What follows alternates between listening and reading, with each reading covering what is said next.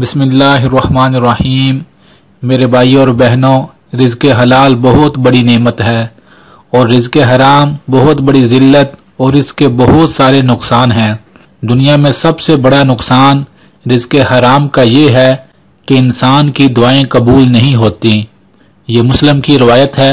जनाब नबी करीम सल्लल्लाहु अलैहि वसल्लम ने फरमाया, लोगों बताओ, एक शख्स खाना काबा में बैतुल्लाह में मौजूद है और खाना काबा के साथ लिपट कर वो रो रो कर हाथ फैलाकर दुआएं मांग रहा है, लेकिन लोगों बताओ अल्लाह उसकी दुआ कैसे कबूल करे।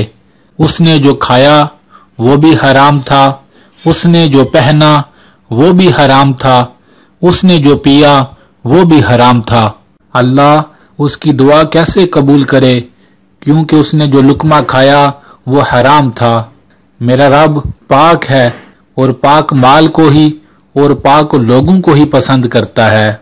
मेरे भाइयों और बहनों, अगर लोगों का हक मारकर, झूठ बोलकर, धोखा देकर, शराब बेचकर, रिश्वत लेकर, किसी का उधार माल खाकर अगर इंसान नेकियां भी करे और दुआएं रो रो के भी मांगे तो उन दुआओं से असर निकल जाता है। कितना बड़ा नुकसान है रिज़्क़ हराम खाने का। मेरे भाइयों और बहनों, हत्तल मकान कोशिश करें आपके अंदर जो लुकमा जाए वो सिर्फ लुकमा हलाल हो। लोग अपने लुकमे की फिक्र नहीं करते, फिर बाद में कहते हैं हम कई सालों से दुआ मांग रहे हैं, हमारी दुआ कबूल नहीं हो रही। फिर कहते हैं हम कई सालों से वजीफे कर रहे हैं, हमारे वजीफे असर नहीं कर रहे, हम क्या करें। आप सबसे पहले अपना लुकमा देखें कि हम जो माल खा रहे हैं कहीं इसमें तो कोई कुताही तो नहीं कर रहे। ये बड़ी खास बात है दुआओं के कबूल होने के लिए।